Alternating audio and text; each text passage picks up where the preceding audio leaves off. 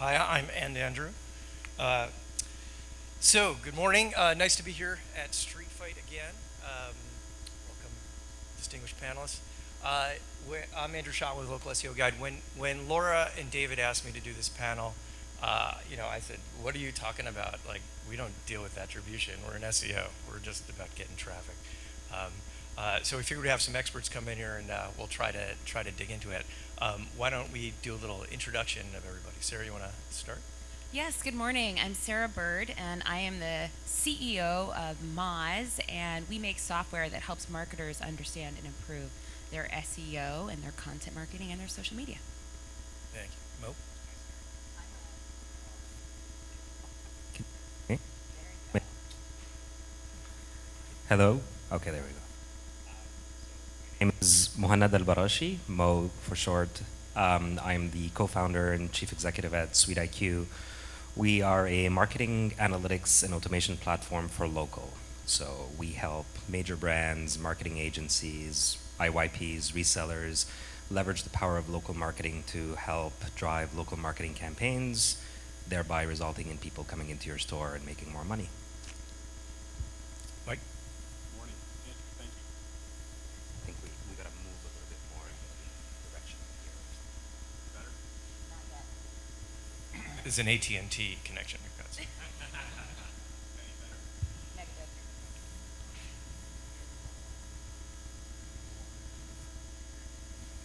Thank you. How about now? Awesome. Andrew, thanks so much for having me. My name is Mike Harkey. I head up business development at Foursquare. We're a location intelligence company with a couple consumer mobile apps, Foursquare and Swarm. We recently launched a product called Attribution about 3 months ago. Excited to talk about that here with you today. Fair enough. All right. So it's kind of feeling in local, like on the one hand, ooh, this attribution thing is kind of taking off, and then the other hand, it feels very familiar. One, in that we're talking about something that's been talked about for a long time. Two, that it's unbelievably confusing and muddy. As I was researching for this panel, I started looking up, who's really doing this? Here's just a couple of people. Octalytics, Google AdWords, Newstar Campaign Conversion Insights, JWire Location Conversion Index, XAD, Verb Mobile Foot Traffic Index, Yext Zone Beacons, Facebook Beacons, PlaceIQ, Factuals, and there's like too many. It's soupy. What's going on? How do we make sense of this, Mike? Great question. Thanks, Andrew. What's going on is there's a massive market opportunity here. Digital advertising last year was $60 billion, if you believe Mary Meeker's slide from last week, and that's the US alone. There's a huge opportunity to measure the conversion from the spend online to offline because 93% of all commerce takes place in the real world. The digital world, because of the cookie and because of 25 years of history, is informed by oceans of detailed data that allows marketers to deeply understand conversion rates, to be able to optimize their spend. And the opposite's been happening in the real world for a long time. What's changed dramatically is technology. We'll talk a little bit about Foursquare's solution, but the companies you mentioned all have different approaches here. I believe, we're in the first inning here. We're going to see a lot of innovation in this market. You're going to hear very different approaches, certainly from the panelists and from the companies you mentioned. I think it's really exciting times. I think it's just great news for marketers. Mo, can you tell us a little bit about what SweetIQ has cooked up for this thing called attribution? Yeah, so I started off. Just yell. You project. Use your drum. Here. Yeah. So we started off a number of years ago with just focusing on analytics, right?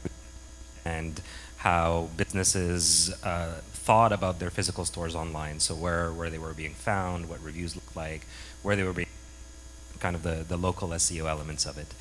Very quickly, it became apparent that businesses wanted to look at. Just speak loud. Just project. Yeah. Okay, this is better. Thank you. So after a while, we decided to start looking into how do we help these businesses go from just understanding the analytical performance of their brick and mortar locations to actually driving more performance. So it could be something as simple as increasing their impressions online, or actually increasing the amount of conversions where people are engaging with their local brick and mortar online.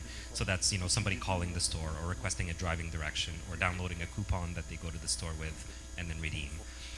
When we think about online to offline attribution, I think, you know, I'll agree with what Mark was saying.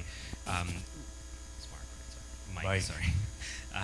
With what Mike was saying, it's still really early, right? The stage has been set. So many different businesses are trying to understand how to do this online to offline.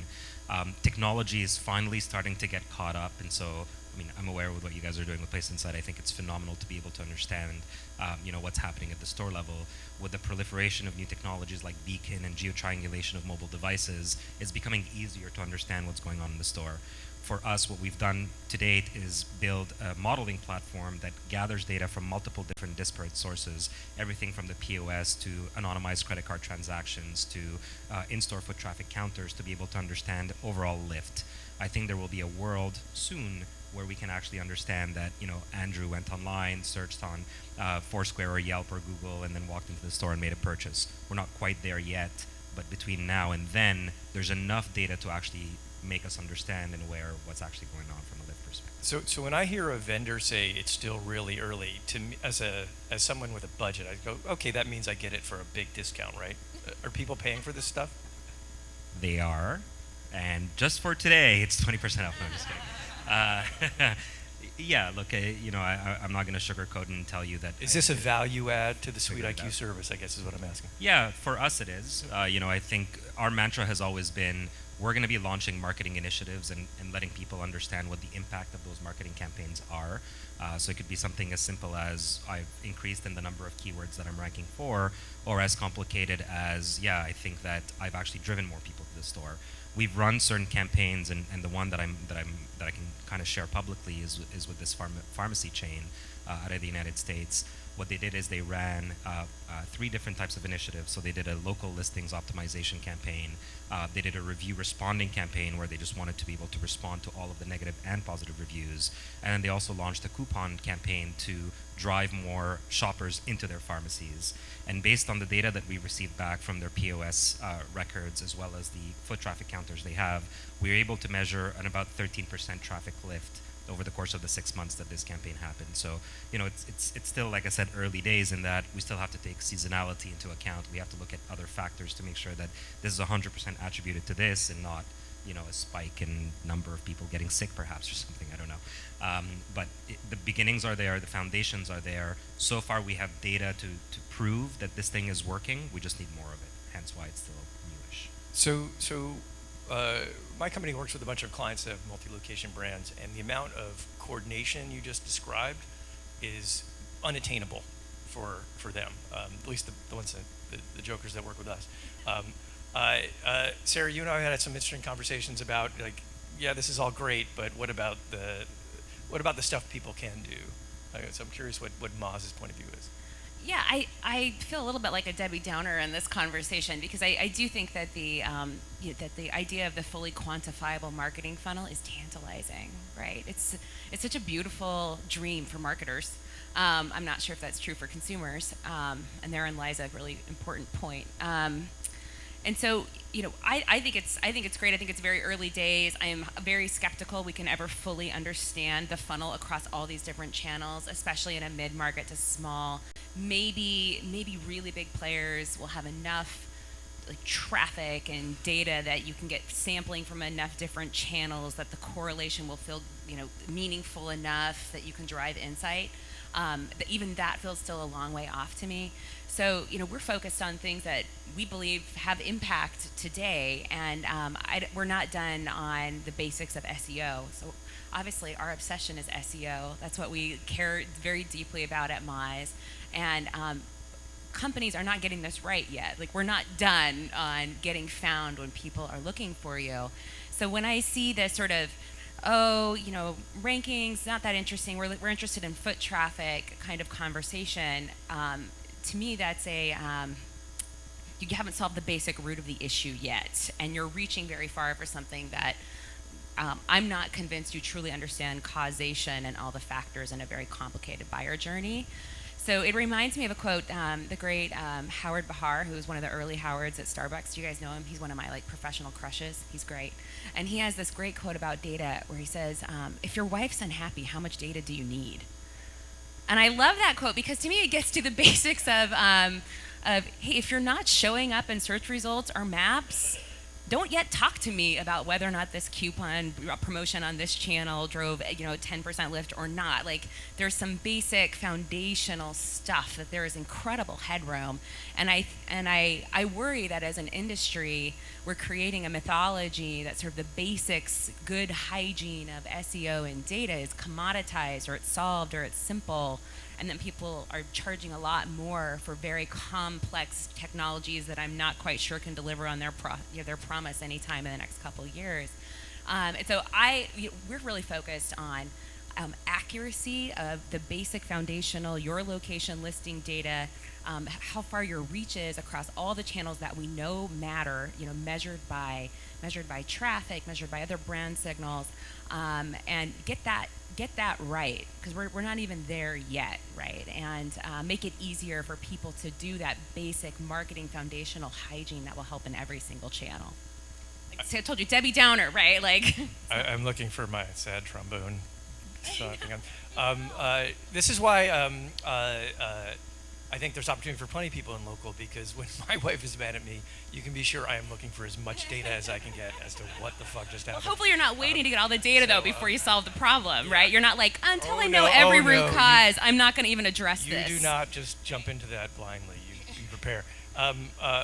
Mike, let's talk about let's talk about the complicated stuff that people are doing. Can you tell us a little bit? I know you guys made a big splash with your Super Bowl thing and your iPhone thing. Can you tell us a little about the kind of work you guys are doing, the way you're reporting on it? Because I think we had a conversation about it earlier about how you report this stuff, and I thought that was kind of interesting. Sure. So investors, entrepreneurs, all look for massive market opportunities with massive problems, and I think we found one here. When I talk about the early innings, I think about it in terms of what we hope to achieve and ultimately deliver to marketers. Today, what we're delivering, we're really excited about. You spoke about the Super Bowl example. What we were able to do is take a look at all the media spend during the Super Bowl and determine its offline effectiveness. And what we found was kind of surprising. The winners were Kia, Hyundai, and Taco Bell. We were able to actually study the impact of how people behaved in response to the Super Bowl. And we've been able to do this summarily across a number of the campaigns that not only we measure that run on our own platforms, but also off of our platform. So we've partnered with Flipboard as an example. And what we're able to do with Flipboard is, for example, a Best Buy campaign, take a close look at a control group and an exposed group. So the control group never saw the Best Buy campaign on Flipboard, and of course the exposed group, and really determine, was there a foot traffic impact in Best Buy? And we were able to show a significant lift for Best Buy, and so they were really excited. And our customers do indeed pay us money. We think this is an incredibly valuable service.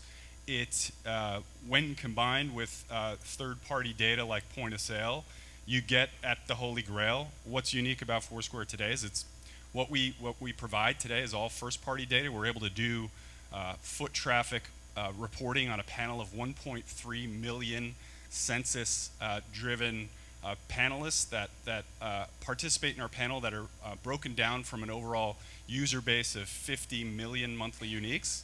And so we really crafted this panel because it's always on, it maps to census, and we're able to report out to advertisers exactly this control versus exposed audience lift. And over time, the kinds of things that will evolve here are along predictable lines. So the ability to be able to append actual transaction data, so we can look at things like the drop-off report. So, of the traffic you actually drove into Best Buy in that example, what percent actually went on to spend. And so those are the kinds of things that, where I think this product naturally evolves. But, we've been in market 3 months, and our partners are happy and are indeed paying for it.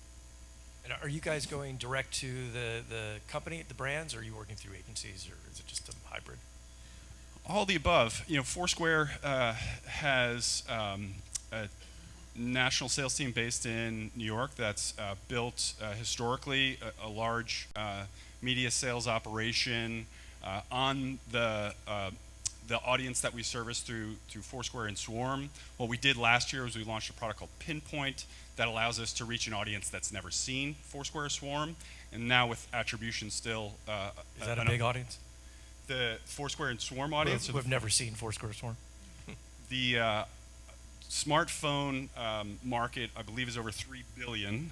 So our audience is about 50 million. So that's the arithmetic. But you know, look, our Foursquare and Swarm audience is growing. We're really excited about the growth we've seen in Swarm. But more importantly to our partners, we've got 100,000 developers that trust our data set. Companies like Apple, Twitter, Pinterest, Samsung, and we announced last week Uber as a partner. So these companies have vetted our first-party data very deeply. You could imagine these companies don't invest in third parties and use those technologies and data in their apps unless they vetted it deeply. So these companies have invested in Foursquare and using our location intelligence, which informs products like our attribution product. Is the data going both ways? So is my Apple Maps usage heading back to Foursquare? In general, we like to construct relationships where it's mutually beneficial on a number of dimensions.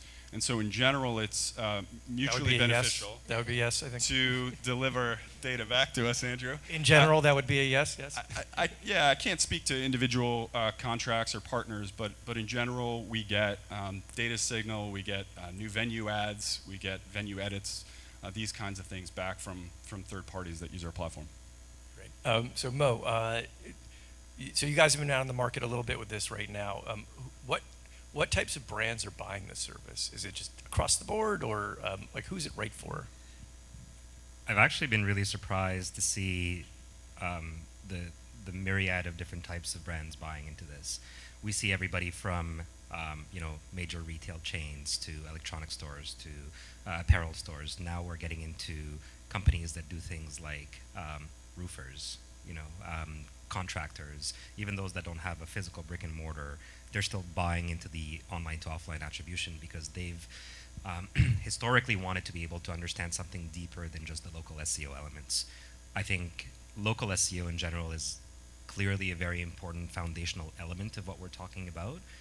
I think that marketers in general like to try and evolve fairly quickly. I think things like listings, let's call it what it is, it's kind of been done for a while now, and people are looking for what's beyond listings. And that's, I think, the natural evolution of where it's going. And I think, again, so we sell not just into brands, but also into all sorts of different marketing agencies, IYPs and resellers as well. Restaurant chains is probably the single largest user base of our online to offline attribution today. And again, we continue to just be surprised by the number of different types of businesses. So are they coming to you saying, yeah, we want online to offline attribution? Or are they coming to you saying, no, we need a local SEO solution? Oh, you've got that too? Sure, Yeah. well, we'll use that. We don't really find a lot of people looking for it right now, but when they see that it's available, I think it changes the context of the conversation. We had a meeting in Chicago a couple of weeks ago with a major beauty retailer that has over 1,000 locations, and the initial conversation started off as, well, we're using this listings provider, we're not very satisfied, we're looking for a better alternative. We got a recommendation through their agency of record, and we came in and presented to them. And when we showed them the ability of doing that, I think it opened up their horizons of, okay, well, so can we start doing coupons? Can we start doing advanced types of local marketing initiatives to actually drive people to the store? I think everybody in general who's doing marketing is looking for more ways to connect with consumers. Listings are great to broadcast and to be found everywhere, but how do you then incent people to come to the store? And I think that's the world we're starting, that marketing in general when it comes to local is starting to get into. And then how do you measure all of these transactions that are happening into the store? It's kind of interesting to see how this listings management space has evolved from this kind of wonky SEO thing to like, oh no, this is really where it all starts and where all this marketing kind of can happen. I'm kind of curious, Sarah, so Moz, for those of you who don't know, like Moz was just this SEO platform, data platform for many years. that you kind of transitioned right to an analytics platform or something like that, and then you also started this local division, which I thought was really interesting because it was like sort of not what you were doing. Can you kind of give us a little bit of insight into how you guys made that decision, and then like how? So in a world where online to offline attribution may in fact be this holy grail thing, it seems like you're kind of saying no, that we're not going to really go near that at the moment, right? Yeah, so first of all, I think local SEO is very much in our DNA. It's SEO, right? The reason why we have built out a local product, continue to invest in it very heavily, is because we care about people getting found online, and we always have. And it's something that people have been asking for, that we've been servicing in one way or another for years now, right? So it is not a wonky extra arm or something, right? It is to our core. In fact, I think we know more about it than most companies in the world, right? So it's very core to me. I think online to offline, like many bleeding edge technologies, may get better over time, and we may go in that direction. But I am so passionate. One of the reasons we got into this first place, I'm so passionate about having a marketplace with a lot of integrity that delivers value to customers. And we got into this industry because we saw that it was hard to deliver on the promises that other vendors were making, and to really drive value and leave businesses better than you found them. So that's what I care about. To me, online to offline, like I said, it's really useful in particular channels, especially if you're a very large business with lots of money to spend, where you can do these kinds of tests. I think it's early, as we all say, it's early, right? And especially anything cross-channel, I think it's great. I'm glad people are experimenting. I want to deliver value today, results that I can stand behind, that I can say, this at least you absolutely must be doing, and guess what? It's also really affordable for you, and it's a no-brainer, right? And like I said, I don't share the perception that like, oh, listings, it's kind of been done and we're all there. Are you kidding? Like, I don't think we're like done and it's all there. I see messes every single day, lots of them, right? So I prefer to keep focused on delivering value where I see that there's still a big problem in the market. Let some of this other technology play out, see if it delivers on the big promise, separate some of the hype from the reality, and then decide where we want to go from there. Got it. So Mike, as one of Sarah's snake oil salesmen, I want to be. Let me clarify, because I don't want to offend. I don't want to offend Mike. I know. No, but like per channel, I think you can get interesting results, right? Obviously, that's attribution. That's very easy. The challenge I have is the conversation of like a fully quantified, across channel, like the big players. The big players, I don't think, have enough incentive to share data at the level of accuracy you would need to drive meaningful insight, right? Maybe we'll get there, maybe we won't, but it doesn't feel realistic to me. So I think you can do lots of interesting stuff on a sort of per channel basis. Got it. Just to be clear, right? I think what you guys are doing is really, really cool. So along those lines of the big guys don't share the data, this kind of reminds me a little bit of I came out of the TV world where there was Nielsen, right? Which was this sort of godlike. They ran the panel and you bought their data, and they were like, it was like across the entire industry you had to buy Nielsen. In this case, is it going to come down to where there's going to be one vendor of record or one metric of record, or is this going to be super fragmented for at least the next few years? Andrew, I'm not going to take your snake oil bait. Look, here's what I'll say. Foursquare has first-party data to the tune of 1 billion foot traffic visits per month to 85 million places around the world in 200 countries around the world. And we've been making our data available since the company launched. We had an open API a month after the company was launched, and we now have 100,000 developers that access our data. We've made a nice business on top of it. We've got a number of advertisers, of course, using our attribution product. We've got a number of developers, I've cited some of them, using our technology. And we've launched another product we call Place Insights, which packages this data up in still another way. The notion that we're really excited about in the location intelligence space is Wall Street can use this data to have insights on, for example, Andrew, you referenced the Apple study earlier. We more recently did a study on Chipotle. we can make predictions on movements of sales before companies announce earnings, and we were successful in both Apple and Chipotle in doing so. So we make that data available. And elsewhere, we're helping real estate companies make retail site selection decisions. And so there's a number of ways in which we are making this data available. I think it's useful in a consumer context, of course. Hopefully, you've all tried our consumer mobile applications.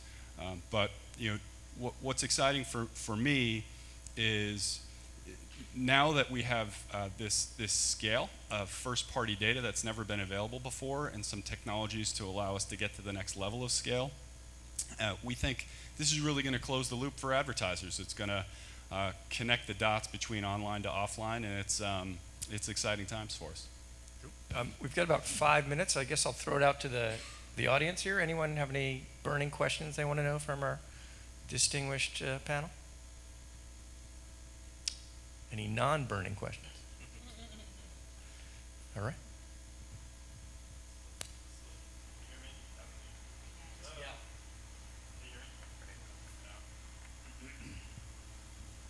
I can yell really loud. Okay, here we go. Sorry. It's a little off topic, but Sarah, I wondered if you could talk a little bit about voice search and how you see that impacting SEO.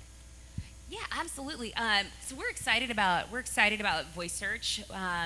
It's not the impact of natural language processing on search results has been going on for a long time, and we've been tracking it, and we've been developing our own technology to recommend to marketers how you should talk about things that are important to you, right? The old days, it was just keyword phrases, get your match in there, and now you have to look at topics and how natural language clusters work. So we're continuing to help marketers understand how natural language processing and voice search will help them. This is it fundamentally for me. We help companies serve their customers better, right? And so think of the customer experience, do a great job, invest in your brand, create great content so you have an authoritative presence, have great reviews, have a presence that you build over time that you can own, that you can take with you, that is your authority. And all of the different individual platforms that are developing various voice search technologies, they want to surface those same brands. So there isn't, to me, something like magical and different and unique about voice search, right? Those people who have voice search as a functionality, as another channel to access great companies and answers and provide services, they're looking at all the same stuff that search engines have been looking at, right? Are you a good provider? Are you trusted?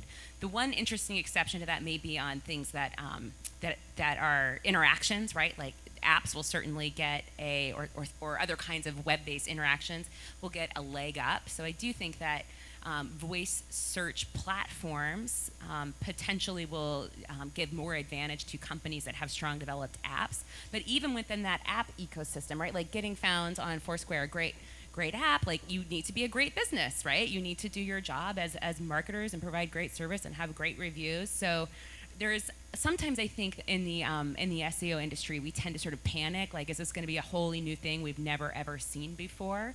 At the root of things, I think it usually ends up being the same, like manage your presence, be there, be on all of the channels that matter, invest in it, and think of voice as a layer on top to access that same kind of information. So I'm not worried about it, I'm excited about it, and I think it just speaks to marketers needing to invest heavily in their brand and not take it for granted. Hey, I have a question for Mike. How do you guys think about the evolution of Foursquare into an enterprise company, but still maintaining a consumer app in the form of Swarm?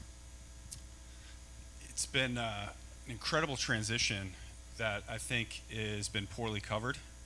We have been wildly successful in expanding our footprint on the consumer apps. We had our largest check-in days and months consistently on Swarm, and the apps just get better and better. We're really excited about Foursquare, the discovery app, the app that tells you something that's around the corner that you didn't know, informed by your friends' usage, your own patterns, selections of your own tastes. When you go to a city that you've never been to before, Foursquare knows a little bit about you. It's going to tell you about that coffee shop or fish taco place that is like the place at home, but is around the corner in the city you're visiting. Encourage you to try the new Foursquare if you haven't recently. And Swarm, it's about meeting up and keeping up with friends, and it's really done an amazing job of bringing fun back, bringing back the life logging elements that have been really important to a core user base there, and we're really excited about the growth we're seeing across all the apps. Anyone else? All right, I think we're pretty much out of time. Thank you all for taking the time to come up here and bless us with your wisdom. Thank you. George? Thanks, Adrian.